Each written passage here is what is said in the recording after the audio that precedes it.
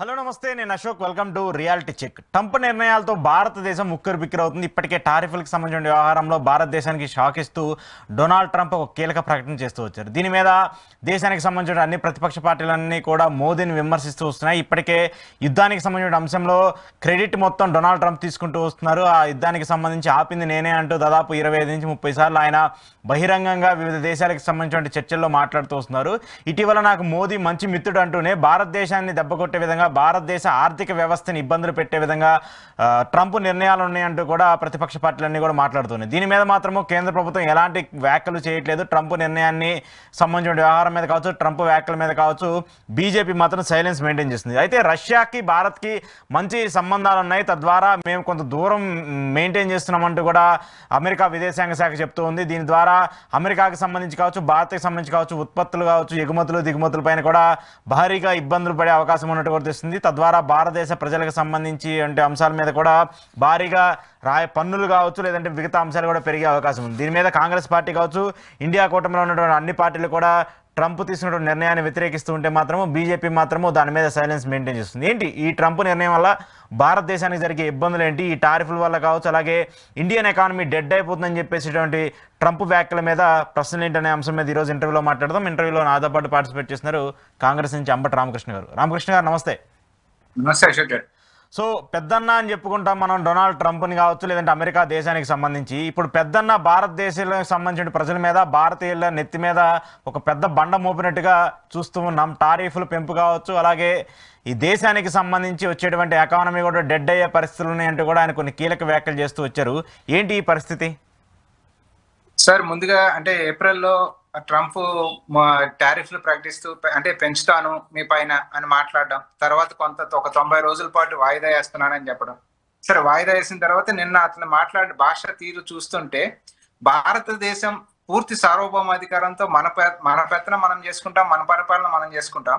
అటువంటిది ట్రంప్ ప్రతి విషయంలో మనలో ఇంటర్ఫియర్ అయ్యి అంతగా మాట్లాడటానికి అతనికి దొరికిన ఆధారం ఏమి, ఎందుకు అంత లీనియన్స్ భారత ప్రభుత్వం అతనికి ఇస్తోంది అనే దాన్ని కూడా మనం ఇక్కడ చూడాలి.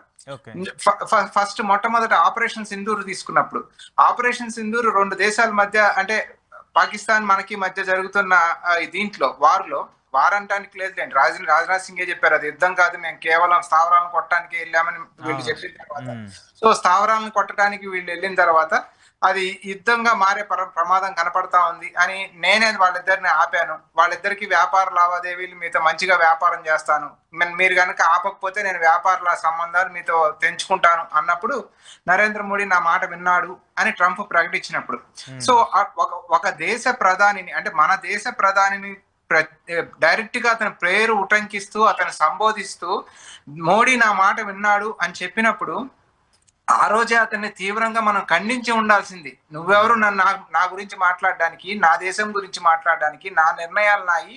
ఇంకొకసారి అమెరికన్ రాష్ట్రపతి ట్రంప్ మా అంతర్గత వ్యవహారాల్లో కానీ లేకపోతే మాకు ఇబ్బంది జరిగినప్పుడు మేము పక్క దేశంతో వ్యవహరిస్తున్న తీరు పట్ల అతను ఈ రకంగా మాట్లాడడం కరెక్ట్ కాదు అని భారత ప్రధాని ఒక హెచ్చరిక లాంటిది పంపించి ఉండాల్సింది. ఎందుకంటే ఆ రోజు ముక్త కంఠంతో ఒకే వాయిస్ తో ప్రతిపక్షాలన్నీ కూడా ప్రభుత్వానికి అండగా నిలబడ్డప్పుడు అతను అవసరమైతే వీళ్ళందరినీ కూడా ఆ ప్రశ్న అడ్రస్ చేసేటప్పుడు వీళ్ళందరినీ కూడా పక్కన నించోబెట్టుకొని ఒకే వాయిస్ ని అమెరికన్ రాష్ట్రపతికి, నీకు అనవసరమైన విషయం ఇదిగో, మా దేశంలో రాజకీయ పరిస్థితి కానీ మా దేశ ప్రజలంతా కూడా ఒకే వాయిస్ తో మాట్లాడుతా ఉన్నాం, నువ్వు మా దేశంలో ఇంటర్ఫియర్ అవ్వద్దు అని మాట్లాడి ఉండాల్సింది. సరే, భారతదేశ ఎకానమీ విషయానికి వచ్చేటప్పటికి డెఫినెట్ గా ఎకానమీ దెబ్బతినింది అనేది మనం విశ్లేషిస్తా వచ్చాం. అంటే డాలర్ టు రూపీ వాల్యూ తీసుకున్నప్పటికీ, అదర్వైజ్ మనం ఈ రోజు భరిస్తున్న అధిక ధరలు, క్రూడ్ ప్రైస్ అంటే పెట్రోల్ డీజిల్ కి మనం కడుతున్న అధిక ధరలు కానీ ఇటువంటివన్నీ తీసుకున్నప్పుడు, లేదు నరేంద్ర మోడీ రాకముందు భారతదేశం అప్పు 55 లక్షల కోట్లు అయితే నరేంద్ర మోడీ వచ్చిన 10 ఏళ్లలో దాదాపు 1,50,00,000 కోట్లు 1,50,00,000 కోట్లు ఆయన అదనంగా తీసుకోవడం జరిగింది. సో ఆ ఒక్క కాలంలోనే ఇంత అప్పు తీసుకున్నప్పుడు డెఫినెట్ గా ఎకానమీ ప్రమాదంలో ఉంది, దెబ్బ ఉంది అనేది స్పష్టంగా అర్థం అవుతాం. నేను రాహుల్ గాంధీ గారు కూడా అదే చెప్పింది. ట్రంప్ మన గురించి వ్యాఖ్యానించాడు, డెఫినెట్ గా ఎకానమీ బాగాలేదు, ఒక వ్యక్తి యొక్క ప్రయోజనాల కోసం దేశంలో small and medium scale industries మొత్తాన్ని దెబ్బ కొట్టారు. సో దేశంలో ఉన్న అన్ని వ్యవస్థలను తీసుకెళ్లి ఆ ఒక వ్యక్తికి అప్పచెప్తా ఉన్నారు, అదాని అనే వ్యక్తికి. దానివల్ల దేశ ఆర్థిక వ్యవస్థ కుంటుపడతా ఉంది అని నిన్న రాహుల్ గాంధీ గారు కూడా మాట్లాడారు. అట్లీస్ట్ నిన్న Trump Indian economy is dead economy అని మాట్లాడినప్పుడు అప్పుడైనా నరేంద్ర మోడీ గారు స్పందించి నా దేశం యొక్క ఆర్థిక స్థితి గురించి నువ్వు ఈ రకంగా, అంటే అతను అంత చీప్ కామెంట్స్ చేస్తుంటే కూడా మన దగ్గర నుంచి రిటాలియేషన్ సమాధానం లేకుండా మనం అతను ఏదంటే అది ఎందుకు భరించాల్సి వస్తా ఉంది, ఈ ప్రభుత్వం అతనికి ఎందుకు సమాధానం చెప్పలేకపోతా ఉంది, ఈ ప్రభుత్వం అంటే అతన్ని ప్రపంచంలోనే అత్యంత వెరీ క్లోజ్ ఫ్రెండ్స్ లాగా ఒక కలరింగ్ ఇచ్చారు నరేంద్ర మోడీ గారు. అంటే హౌడీ మోడీ అని కానీ, లేకపోతే ఇండియాకి అతను తీసుకొచ్చినప్పుడు నమస్తే ట్రంప్ అని కానీ, ఇతను అమెరికాకి వెళ్ళి ఇస్ బార్ ట్రంప్ కి సర్కార్ అని ట్రంప్ కోసం ప్రచారం చేయడం కానీ. సో మొన్న ఎలక్షన్ టైంలో కూడా చూసాం, చాలా మంది భారతీయ జనతా పార్టీకి సంబంధించిన నాయకులు దేశవ్యాప్తంగా ట్రంప్ గెలవాలని హోమాలు, యజ్ఞాలు, యాగాలు చేసి ట్రంప్ గెలవాలి అని ప్రార్థనలు చేయడం కూడా భారతీయ జనతా పార్టీ నాయకులు ఈ దేశంలో చేయడం అనేది మనం చూసాం. సో అంత ప్రయారిటీ మీరు ట్రంప్ కి ఇచ్చిన తర్వాత, అంత క్లోజ్ ఫ్రెండ్ అయిన ట్రంప్ ఆపరేషన్ సింధూర్ గురించి మనం ఇట్లా మాట్లాడుతూ మన పరిస్థితి గురించి వివరిస్తూ ఉంటే, అతనేమో పాకిస్తాన్ మిలిటరీ అధ్యక్షుడు ఆసిఫ్ మునీర్ ను డిన్నర్ ఇచ్చి అతనితో కూర్చొని చర్చలు జరుపుతా ఉన్నాడు. అది American president Pakistan military head తో కూర్చొని విందు భోజనాలు చేస్తా ఉంటే, మన దౌత్యం ఏమైంది, మన ఎకానమీ పరిస్థితి అతను అంత హీనంగా కామెంట్ చేస్తే మనం సమాధానం చెప్పలేని పరిస్థితిలో end of the day overall గా ఈ దేశం అక్కడ ఎందుకు సాగిలా పడతా ఉంది, ఎవరు అమెరికాలో ఏమైనా చిక్కుకునే ప్రమాదం అనేది మనం అంటే నిజమా అబద్ధమా చిక్కుకునే దానికోసమా అనేది ఒక ఆలోచన పక్కన పెడితే, ఇవాళ దేశవ్యాప్తంగా చర్చించుకుంటా ఉంది ఏంటంటే అదానీ మీద అక్కడ కేసులు ఉన్నాయి. సో అదానీని కాపాడటం కోసం ఏమన్నా నరేంద్ర మోడీ గారు ఈ అపఖ్యాతిని అంతా భరిస్తా ఉన్నారా అని దేశ ప్రజలు ఇవాళ చర్చించుకుంటా ఉన్నారు. అంటే దేశం ముందా అదానీ ముందా అన్నప్పుడు నరేంద్ర మోడీకి అదానీయే ముందు కనపడుతున్నా ఉన్నాడు తప్ప, దేశ ప్రయోజనాలు దేశం పైన ఇంకొక దేశం చేసే కామెంట్స్ ని ఖండించే పరిస్థితిలో మనం లేం. మొన్న పార్లమెంట్ లో కూడా రాహుల్ గాంధీ గారు స్పష్టంగా అడిగారు, ఎస్ డెఫినెట్ గా నీకు గనక ఇందిరాగాంధీలో ఉన్న ధైర్యంలో 50% ధైర్యం ఉన్నా సరే, ట్రంప్ మాట్లాడేవన్నీ అసత్యాలు, ట్రంప్ ఈజ్ ఎ లయర్ అని ఈ వేదికగా ఒక సందేశాన్ని పంపించమన్నారు. అంటే పార్లమెంట్ వేదికగా సందేశాన్ని ఆయన ఎందుకు పంపమన్నారంటే, అక్కడ అన్ని పార్టీల వాళ్ళు కూర్చొని ఉన్నారు. పార్లమెంట్ వేదికగా నరేంద్ర మోడీ గనక ఆ సందేశాన్ని పంపిస్తే అన్ని పార్టీలు ఖచ్చితంగా దాన్ని ఆమోదిస్తే, so that it will become the voice of India. So ఆ వాయిస్ ని పంపించండి ప్రపంచానికి, మన పని మనం చేసుకుందాం. ఇందిరాగాంధీ పాకిస్తాన్ వార్ అప్పుడు అమెరికన్ ప్రెసిడెంట్ నిక్సన్ ఇంటర్ఫియర్ అవ్వాలన్నప్పుడు it's none of your business అని చెప్పింది ఇందిరాగాంధీ. సో ఆ ధైర్యంలో 50% అన్న తెగు చూపించండి, దేశానికి అపఖ్యాతి వచ్చే పరిస్థితి ఉంది నరేంద్ర మోడీ గారు అంటే, దేశం గురించి ఇతర దేశాలకు సంబంధించిన అధ్యక్షులు ఏ మాట మాట్లాడినా కూడా మనం తిరిగి వాళ్ళకి రిటాలియేట్ చేసే పరిస్థితి, కౌంటర్ ఇచ్చే పరిస్థితి లేదన్నప్పుడు ఎంత పేలవంగా ఉంది నరేంద్ర మోడీ నాయకత్వం అనేది మనం ఇక్కడ అర్థం చేసుకోవాలి. నిన్నటి వరకు విశ్వగురు అందరూ నా చేతుల్లో ఉన్నారు, నేనేం చెప్తే అది వింటారు, మొత్తం సమస్తానికి నేనే హెడ్ అని ప్రచారం చేసుకున్న నరేంద్ర మోడీ గారు ఇవాళ పెదవి విప్పి మాట్లాడలేని పరిస్థితిలో ఉన్నప్పుడు పరిస్థితి ఏంటి అనేది కూడా మనం అర్థం చేసుకోవాలి. మీరు చూసుకోండి, మన్మోహన్ సింగ్ గారిని వీళ్ళు ఎంత అవమానపరచాలో భారతీయ జనతా పార్టీ నాయకత్వం అంత అవమానపరిచింది కదా. మన్మోహన్ సింగ్ 10 ఏళ్ల కాలంలో ఒక్క దేశమన్నా పేరెత్తి భారతదేశాన్ని గాని, అంటే ఇతర దేశాలు పేరెత్తి భారతదేశాన్ని గాని, భారత ప్రధానిని గాని ఒక్క దేశం అన్నా మాట్లాడే ధైర్య సాహసాలు చేయగలిగినాయా? ఏ దేశం చేయలేకపోయింది. ఇన్ఫాక్ట్ పాకిస్తాన్ అంటే బాంబే ఘటన జరిగినప్పుడు 26/11 జరిగినప్పుడు ఒబామా ఇండియన్ పార్లమెంట్ ని అడ్రస్ చేస్తూ పాకిస్తాన్ చేసింది తప్పు, పాకిస్తాన్ ఈ రకంగా చేయకూడదని స్పష్టంగా అమెరికన్ ప్రెసిడెంట్ తో ఆ రోజు మనం చెప్పించగలిగాం.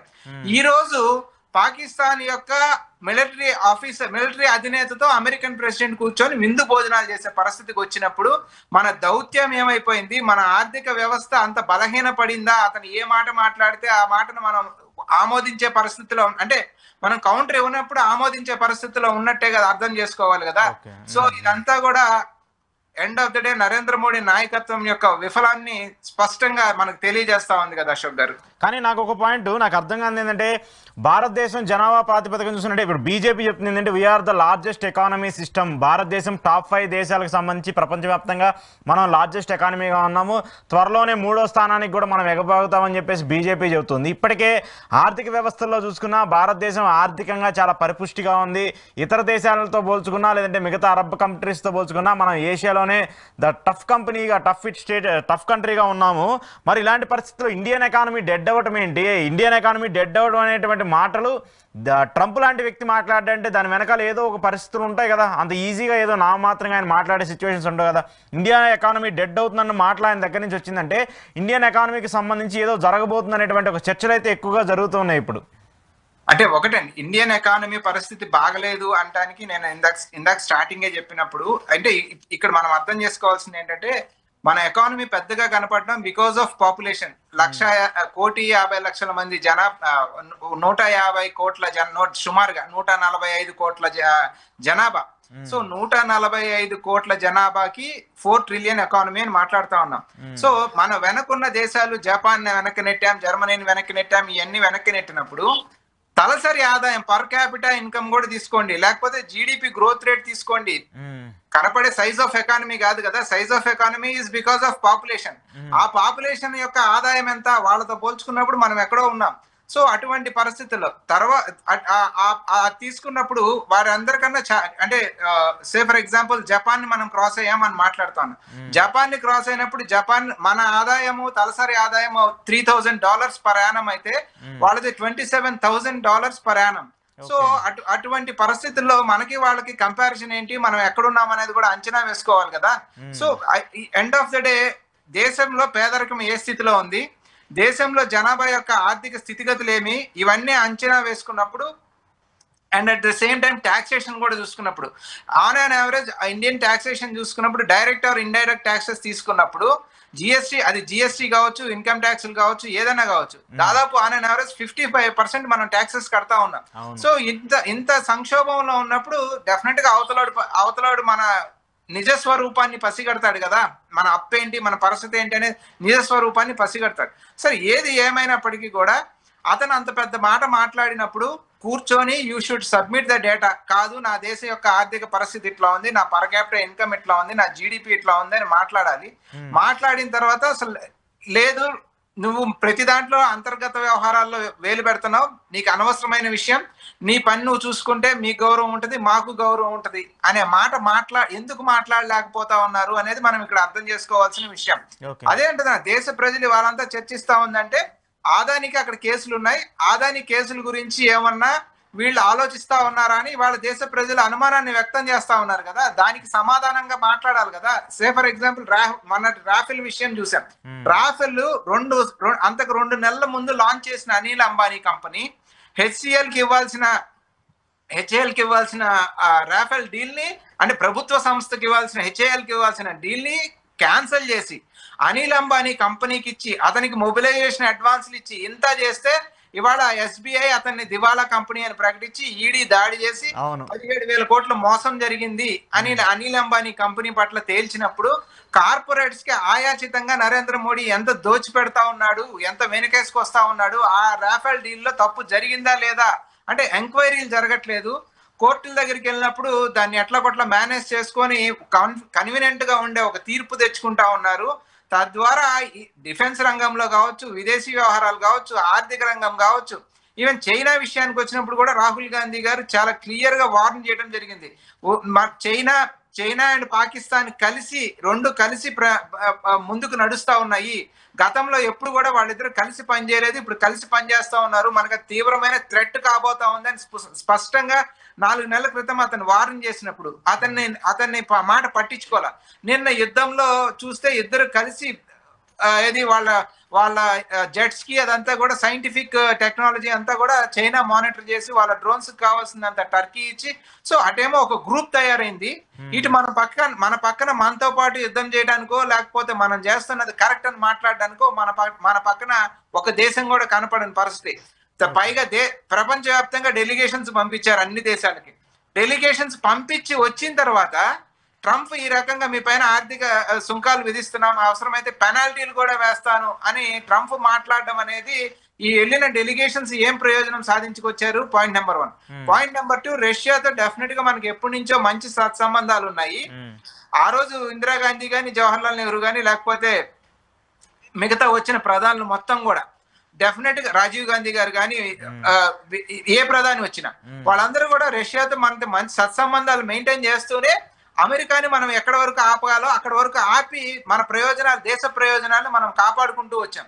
అటువంటిది ఇవాళ ఒక దేశం మనల్ని ఆదేశించే పరిస్థితి, నువ్వు వాడి దగ్గర ఇది కొనొద్దు, వీడి దగ్గర మాత్రమే ఇది కొను, మా దగ్గరకు వచ్చి వ్యాపారం చేయి, మా దగ్గర ఇది కొను, మేము ఇంత ట్యాక్స్ విధిస్తాం అని ఆ దేశం మనల్ని శాసిస్తా ఉంది అన్నప్పుడు మన యొక్క నాయకత్వం వీక్ గా ఉందా, బలంగా ఉందా అనేది వాళ్ళ ప్రజలు ఆలోచించాలి. అంటే ఇంతకాలం మాట్లాడింది ఏమంటే విదేశాల్లో నరేంద్ర మోడీ వచ్చిన తర్వాత మా గౌరవ ప్రతిష్టలు పెరిగినాయి అని విదేశాల్లో. అంటే ఇది ఇంకా ఆశ్చర్యకరమైన విషయం అశోక్ గారు.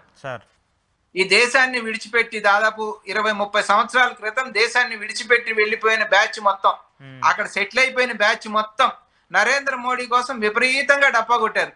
తీరా చూస్తే ఇప్పుడు ఏంటయ్యా పరిస్థితి అంటే ఇప్పుడు వాళ్ళు అనలైజ్ చేసుకోవాలి. నరేంద్ర మోడీ యొక్క బెలూన్ గాలి బుడగా ఇవాళ ట్రంప్ యొక్క ఆదేశాలకి ఏ రకంగా బ్లాస్ట్ అయింది అనేది కూడా వాళ్ళు అర్థం చేసుకోవాలి. ఓకే ఓకే ఓకే ఓకే సరే సరే ఓకే, కంక్లూడ్ చేస్తూ ఒకసారి ఏపీ రాజకీయాల గురించి కూడా మాట్లాడదాం. ఏపీ రాజకీయాలకు సంబంధించి ప్రతిపక్ష పార్టీలు బయటకు వచ్చి మాట్లాడకూడదు, ప్రతిపక్ష పార్టీలు బయటకు వచ్చి మాట్లాడితే వాళ్ళ మీద కేసులు అంటారా, లేదంటే వాళ్ళని ఇబ్బందులు పెట్టడం అంటారా, దానికి సంబంధించి చాలా పరిణామాలు జరుగుతున్నాయి. ప్రతిపక్ష పార్టీలు అంటే మీరు కావచ్చు, వైసీపీ కావచ్చు, కమ్యూనిస్టులు కావచ్చు, వాళ్ళు ఎక్కడా బయటకు వచ్చి మాట్లాడే పరిస్థితులు ఉండకూడదు, ప్రభుత్వాన్ని అసలు ప్రశ్నించకూడదు అనే తీరుగా ప్రభుత్వం వ్యవహరిస్తుందని చెప్పేసి అన్ని పార్టీలు మాట్లాడుతున్నాయి. నిన్న మాజీ ముఖ్యమంత్రి జగన్మోహన్ రెడ్డి పర్యటనకి సంబంధించి కూడా పూర్తిగా ఆయన అడ్డుకునే విధంగా, గోతులు తవ్వే విధంగా, లేదంటే పోలీసులే అన్ని నిర్ణయాలు తీసుకున్నారంటే కూడా అందరూ ఆరోపిస్తూ వస్తున్నారు.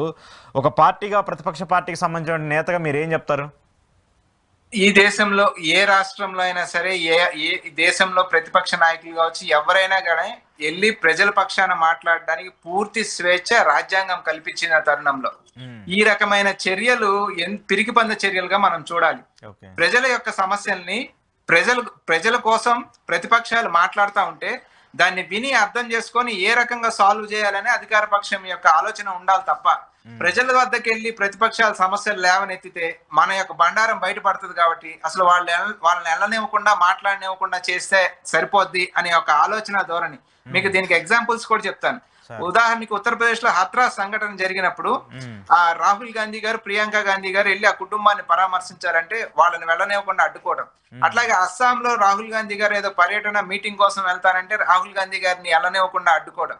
సరే, ఇవన్నీ రాజకీయాలు కూడా పక్కన పెడదాం. రైతులు వాళ్ళ యొక్క సమస్యలను చెప్పుకోవడానికి, వాళ్ళ యొక్క బాధలు చెప్పుకోవడానికి ఢిల్లీ వెళ్ళి కేంద్ర ప్రభుత్వం దగ్గర మా మాటలు మేము చెప్పుకుంటామని నిరసనగా వాళ్ళు బయలుదేరితే హర్యానా ప్రభుత్వం సింధు బోర్డర్ దగ్గర ఇట్లాగే ఈ నిన్నటి సంఘటన ఎట్లా జరిగిందో అట్లాగే రోడ్లను తవ్వేయటం, రోడ్లకి ముళ్ళకి ఇది కంచెలేయటం, రోడ్లు మొత్తం ట్రాక్టర్స్ అవి వెళ్లకుండా రోడ్లకి సీలలు కొట్టడం, ఈ రకమైన కార్యక్రమాలు నాకు నిన్న చూసినప్పుడు సేమ్. అంటే నాకు అర్థమైంది ఏమంటే కూటమిలో ఉన్న భారతీయ జనతా పార్టీ దేశంలో ఏ రకంగా ప్రవర్తిస్తా ఉందో బహుశా వాళ్ళు సలహా ఇచ్చారా, అక్కడ జరుగుతున్న కార్యక్రమాలు చూసుకొని చంద్రబాబు నాయుడు గారు ఇక్కడ అమలు చేసే కార్యక్రమం రోడ్లు తవ్వటం ఇదంతా చూసినప్పుడు ఆ సింధు బోర్డర్ లో రైతులను అడ్డుకోవడానికి ఏ కార్యక్రమాలు అయితే జరిగినాయో ప్రతిపక్ష పార్టీలు ప్రజల దగ్గరికి వెళ్ళటానికి, మాట్లాడడానికి, లేదా వాళ్ళ యొక్క నాయకులను పరామర్శిస్తానికి వెళ్ళడానికి వెళ్ళేటప్పుడు ఈ కూటమి ప్రభుత్వం తీసుకుంటున్న చర్యలు కూడా ఆ రకంగానే కనపడతా ఉన్నాయి.